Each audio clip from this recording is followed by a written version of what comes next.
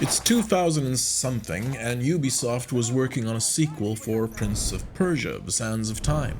Instead, they pivoted to creating a game around assassins, more specifically, the Hashashin group led by Hassan Sabah, the mysterious and feared Old Man of the Mountain, with his famous saying, "Nothing is true, everything is permitted." These assassins were the original John Wicks, born long before Keanu ever had his puppy killed by some idiot and went on to lead a massive action movie franchise. As a result, Assassin's Creed was born, and Ubisoft gave us all the beginning of an enduring franchise that is still going strong. With its conceit of using the now famous Animus device to put users into the first-person memories of historical assassins, the meta of the franchise is practically built around VR. So, in some sense, we can say that Assassin's Creed Nexus was born all the way back in 2007. It was, in a very real sense, inevitable. And now, long awaited and eagerly anticipated, it's finally here for MetaQuest headsets.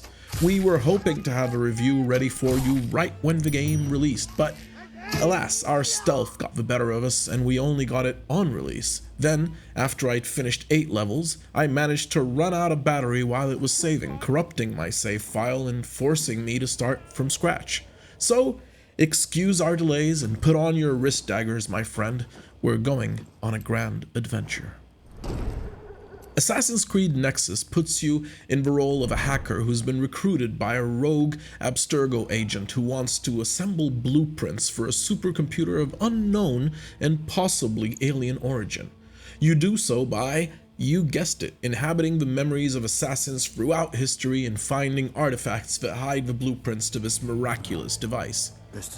Rather than introduce new characters, Ubisoft allows VR gamers to play as some of our favorite characters from the franchise: Ezio Auditore in Renaissance Italy, Kassandra in ancient Greece, and Connor Kenway in colonial America. It's a great mix, and I don't think there's an Assassin's Creed fan on the planet who doesn't love Ezio, even though I can't help but wish they'd also let me play as Altair from the very first game. Assassin's Creed Nexus is spread out over 16 missions and jumps back and forth between these characters and locations to keep things fresh and engaging. It even lets you play in different cities within each period, so there's quite a lot to see here. It really doesn't skimp. Assassin's Creed Nexus VR, to use its full title, accomplished something I did not expect. It largely fulfills the promises that Mirage made, returning the franchise to its roots with pickpocketing, social stealth, and almost none of the RPG clutter that the more recent console releases have suffered from, or enjoyed if you feel that way. Nexus takes AC back to its basics and is all the better for it. Another thing that Nexus does well is that it understands to its core that we want to feel powerful in VR. But it might have erred a bit too far in that direction, with auto-aim practically making it impossible to miss knife throws or archery shots. The parkour is automatic as long as you keep the A button pressed down when you sprint, with you choosing the path and the game handling all your jumping for you.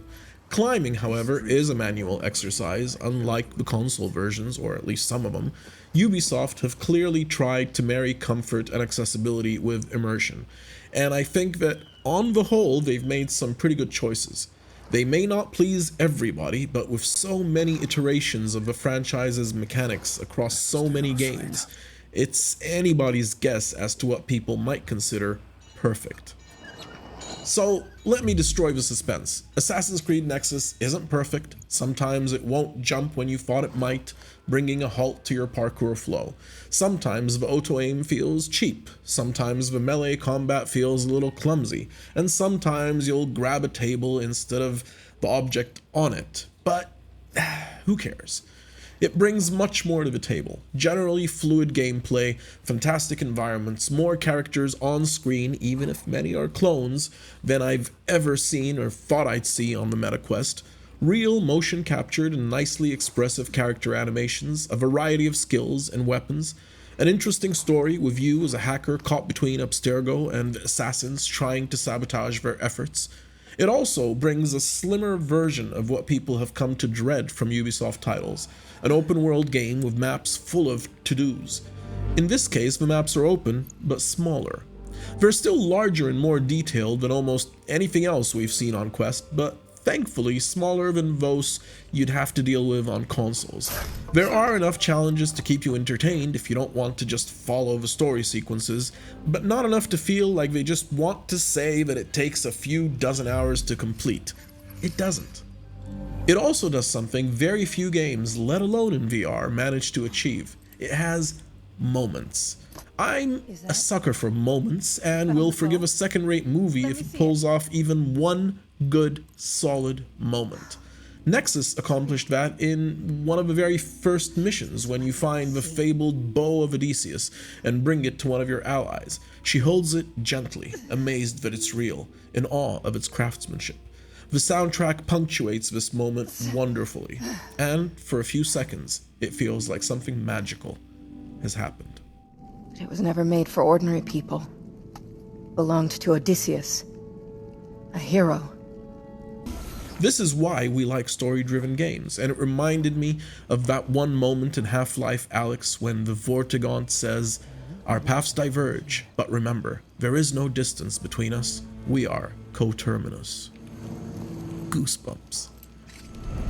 The graphics in Assassin's Creed, which I played on Quest 3 but are not enhanced for Quest 3, are some of the most impressive I've seen from Quest. Perhaps not in terms of fidelity, as you'd see in something like Red Matter 2, for example, but certainly in terms of scope and size. The UI UX is excellent, and the general polish of the game shines through all the design elements. The cities are large, the draw distances are impressive, and they all feature realistic crowds, even if you see the same faces way too often. Despite the scale, the baked-in lighting effects and some reflections all work together to create an impressive environment.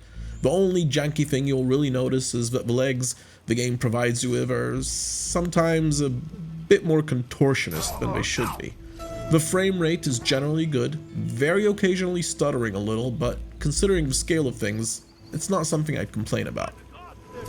As briefly touched upon before, the music in Nexus is fantastic, and it changes in style and theme depending on your locale and on events taking place. The sound design is equally satisfying, with everything making appropriate sounds, from the bows you shoot to the steps you take to the locks you pick. The voice acting ranges from the good to the excellent, all complemented by facial motion captures. One issue I have is that the lip syncing is often broken, which can at times break immersion. Another odd issue is that although the main characters that you play have different accents depending on where they're from, all the secondary characters have an American accent. It's a little bit odd, and it does break immersion to some extent.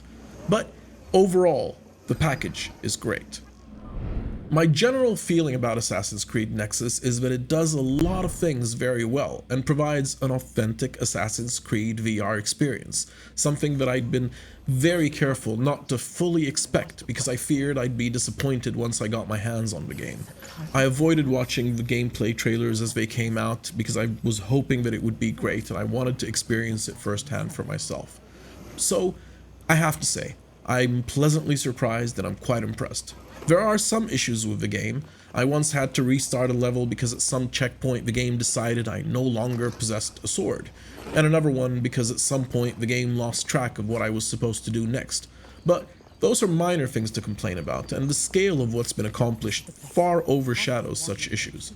The occasional frame rate dips are slightly annoying, and I fear that perhaps they might be a little bit worse when running the game on a Quest 2, but they were occasional and usually disappeared quickly or were gone on a restart. And remember the corrupt save file I mentioned earlier? It happened again on my second playthrough after reaching level 12 when I put aside the quest with the game still running one evening. It seems like going into standby with the game on somehow corrupted my save file.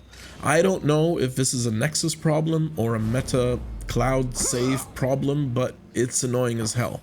It's taking some willpower for me to ignore this issue, but I don't want it to impact the score since I'm really not sure who's to blame. As I said previously, Nexus isn't absolutely perfect, but I don't think it has to be. It's mostly what we wanted, a real Assassin's Creed game on standalone VR. If you're a fan of the series, moments like revisiting the Villa Auditore in Monteriggioni will make you grin from ear to ear. Assassin's Creed Nexus is a fantastic game that against all odds succeeds where many others have stumbled. It brings the gameplay of the older titles to the Quest without all the RPG baggage that had left fans clamoring for something like AC Mirage. It gives you air assassinations, leaps of faith, smoke bombs, social stealth, motion captured acting, an interesting story, great environments at various times and locales, and ample fan service to round it all off. If you're an Assassin's Creed fan, you will find a lot to enjoy here, and if you're not, well, it might just make you one. Overall, this is easily one of the best games you can play on Quest, and it's very easy to recommend as long as you're a fan of story-based action adventures. 8.5 out of 10. Exhilarating. If you've enjoyed this video, or found it useful in any way, you know what to do. Give us a like, give us a subscribe, love us, and we will love you back. Have a wonderful day. You do not have to do them yourself, but they can improve the quality of your synchronization in the Animus. Every memory has them. Syncing reveals them so you can pursue them, or not, as you wish.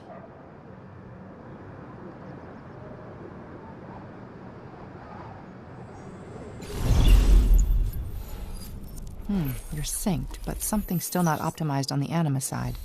I have an idea. Let's defragment your presence in the memory. First, head over to the coordinates I'm sending you.